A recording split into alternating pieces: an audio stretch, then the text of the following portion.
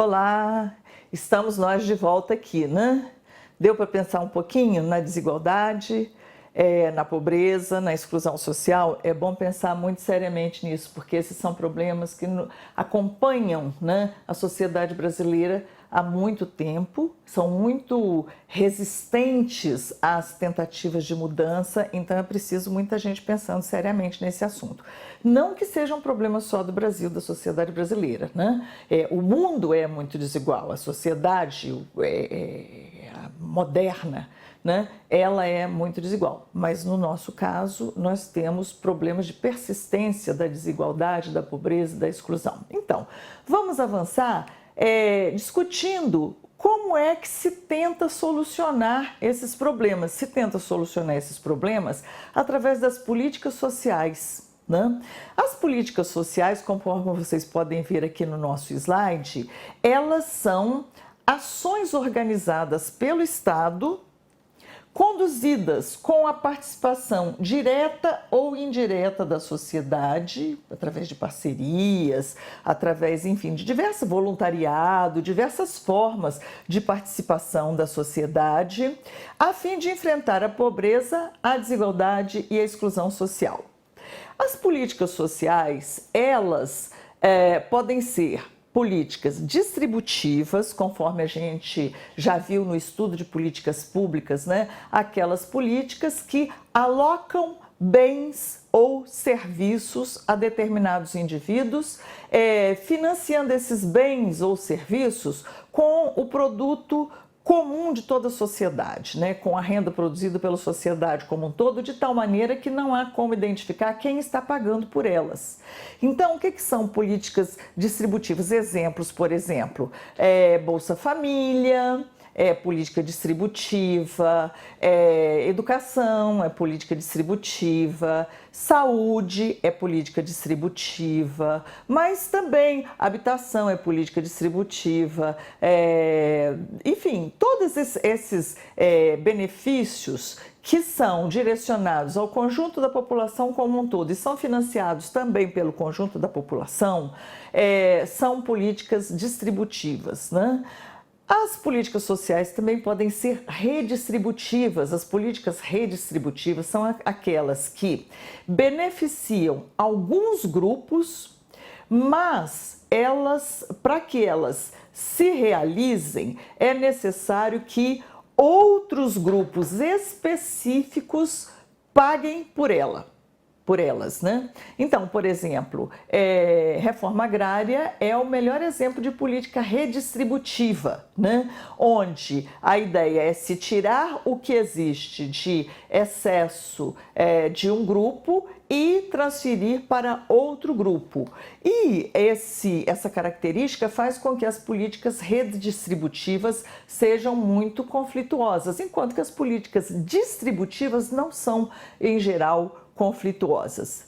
E nós temos, por fim, dentre as políticas sociais, até mesmo políticas regulatórias, por exemplo, determinados regulamentos que favorecem a inclusão social de membros de grupos que se encontram em desvantagem na sociedade. Então, por exemplo, cotas universitárias para negros, para indígenas, para alunos provenientes de escolas públicas, cotas em concurso para pessoas com deficiência. Então, isso são políticas regulatórias, mas cuja finalidade é a finalidade de corrigir a desigualdade, a pobreza e a exclusão social. Então, as políticas sociais podem ser tanto distributivas, redistributivas, como eventualmente regulatórias também. Essas políticas sociais surgem do reconhecimento de que a desigualdade, a pobreza e a exclusão também, né, não são naturais, né? Não é porque Deus quer assim, não é porque sempre foi assim, não é por nada disso, né? Resulta de uma distribuição do poder na sociedade. E reconhece também, surge do reconhecimento também de que os mecanismos do mercado não são suficientes para superar a pobreza a desigualdade e a exclusão social. Então, as políticas sociais, como está aqui no nosso slide, elas compreendem assistência social, previdência social, saúde, educação, emprego e renda, além de todas as políticas inclusivas focalizadas em grupos específicos que são vulneráveis às diversas formas de discriminação social e econômica. Então, por exemplo, todas as políticas de promoção da participação feminina, todas as políticas de abertura de oportunidades para candidatos negros, indígenas ou deficientes às vagas de trabalho. Então, essas são as políticas de proteção e promoção social. E como é que isso surge? Isso surge, desculpem, inicialmente isso surgiu bem lá no começo do capitalismo, quando principalmente os religiosos começaram a perceber a brutal situação que resultava da expulsão dos camponeses dos campos, né? Então, os camponeses, enquanto a sociedade era uma sociedade agrária e os camponeses estavam presos nos campos, as relações sociais eram muito desiguais e a vida era muito precária, mas ficava tudo circunscrito dentro das terras daquele senhor. Quando começa o processo de industrialização, começa a urbanização acelerada e quando o capitalismo entra no campo e expulsa os camponeses para a cidade, o que acontece? Eles não têm terra, eles não têm casa, eles não têm comida, eles não têm nada, eles vão trabalhar em situações de muito risco e de muita precariedade na indústria que está se desenvolvendo em sua ascensão aí pelo século XVII, século XVIII. E algumas autoridades, além dos religiosos, começam a se dar conta de que é preciso fazer alguma coisa por causa do risco de inquietação social, agitação social e revolta, né? Então, houve várias leis dos pobres, algumas que pioravam a situação, outras que aliviavam um pouquinho, mas sempre tinha um caráter de filantropia. E a pobreza também era vista como um estigma, né? Como se fosse culpa da pessoa, no mínimo culpa da pessoa, né? E isso se estende até o século XIX. E é no século XIX, quando começam a se desenvolver as ideias socialistas e começam a se formar as associações de trabalhadores e que o processo de urbanização se acelerou e a sociedade, a desigualdade, né, a brutalidade da miséria, da promiscuidade das condições de vida nas cidades é muito visível, né? E começa a surgir a inquietação social e aí os governantes começam a pensar mais sério nesse assunto e começam a se desenvolver as ideias socialistas que dão uma explicação para aquela situação que não é mais a explicação de que isso é a vontade de Deus, que isso é um castigo pelo pecado, que não é mais nada disso, uma explicação de que a desigualdade é produzida pelas relações de poder na sociedade. Então, na Alemanha, o chanceler Bismarck, aí no século XIX, ele decide assumir a ação do Estado na resolução dos problemas sociais. Por quê? Para fazer frente tanto às ideias socialistas como à inquietação social, à agitação social. E quando eu falo inquietação social e agitação social, eu não estou falando de alguém batendo panela, tá, gente? Eu estou falando de sangue correndo, é disso que eu estou falando, é coisa muito séria. Então, as camadas conservadoras, Bismarck era um governante conservador, não obstante, ele adota as políticas sociais, ele começa a tratar sistematicamente a oferta de políticas sociais pelo Estado. Por quê? Porque ele está vendo que a situação está se agravando muito, como de fato se agravou no século XIX, depois no século XX.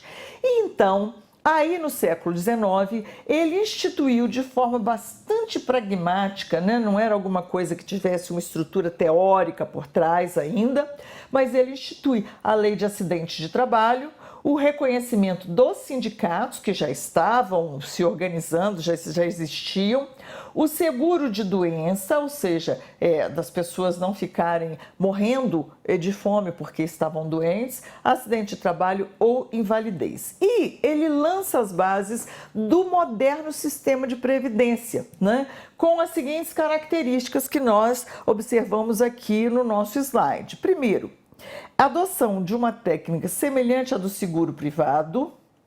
Ele copiou, né, a lógica do seguro privado, filiação obrigatória, então todos tinham que estar filiados, financiamento com base em contribuição dos trabalhadores, empregadores e Estado, é um sistema tripartite como o nosso até hoje, né?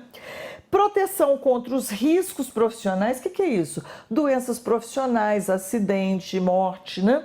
Segurados, os segurados eram os trabalhadores, as prestações, ou seja, o que se pagava era de caráter indenizatório, substituindo o salário e eram caracterizadas como um direito subjetivo público do segurado. Então, era ele que tinha aquele direito, né?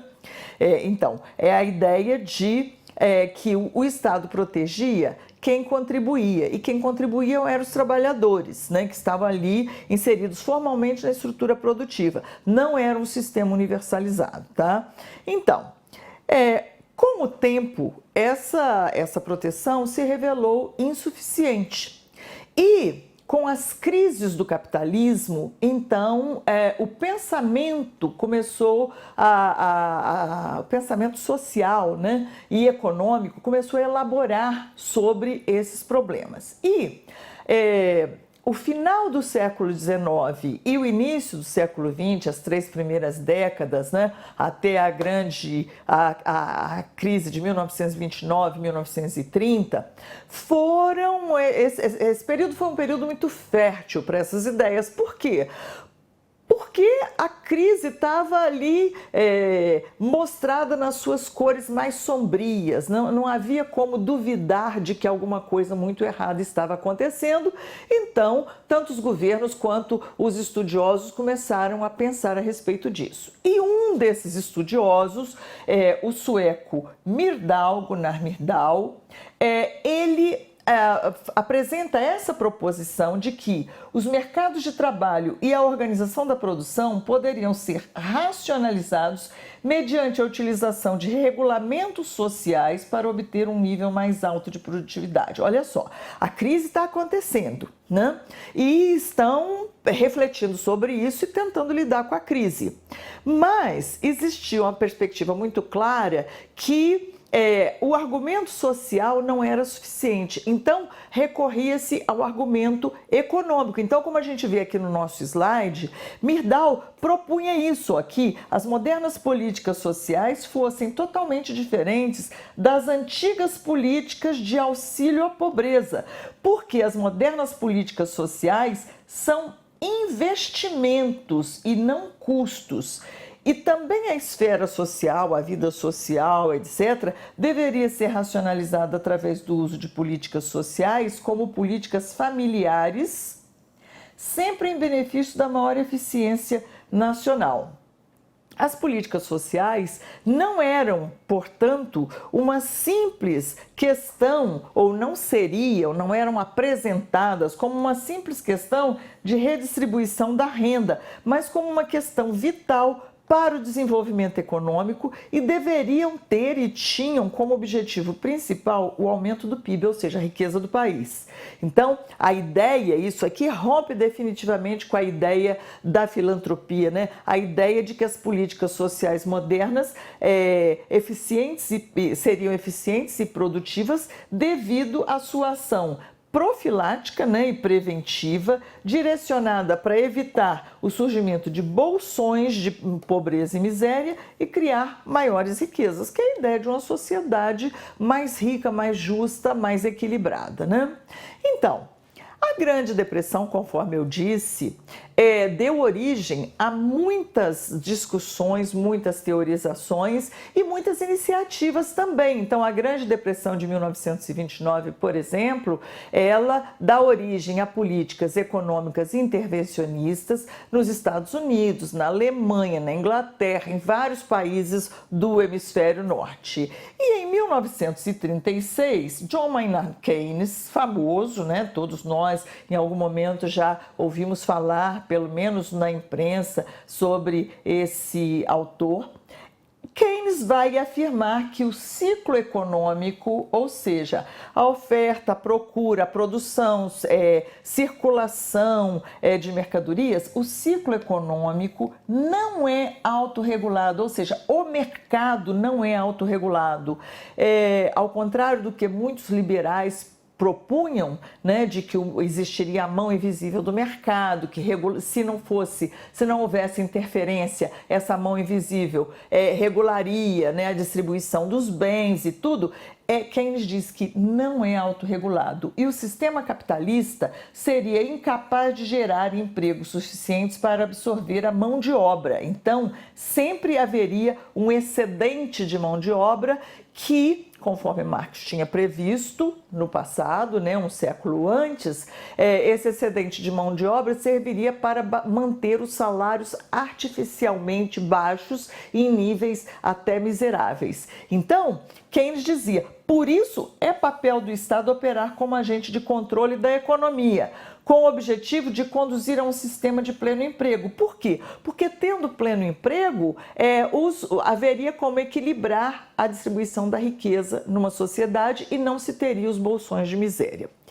Então, para Keynes, a estratégia para vencer a crise econômica da década de 30 seria uma intervenção estatal que aumentasse a demanda efetiva através do aumento dos gastos públicos, ou seja, o Estado é que compraria mais, por exemplo, distribuiria mais benefícios, de tal maneira que ele tornasse a dinâmica da economia mais ágil.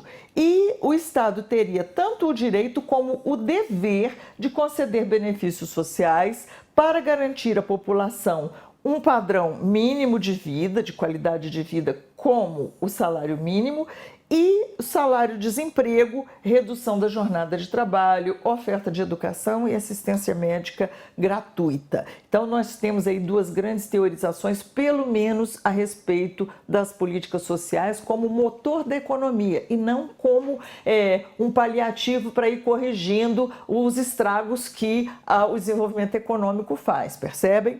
Bom, então, tempos depois, em 1942, isso aqui é no meio da Segunda Guerra Mundial, né? Então, de 39 a 45 foi a Segunda Guerra e bem no meio aí, Sir William Beveridge formulou o plano que leva o seu nome, Plano Beveridge, que reformou os mecanismos de proteção da população e estruturou o sistema de seguridade social na Inglaterra. E aqui nós temos um ponto muito interessante, né? Por quê?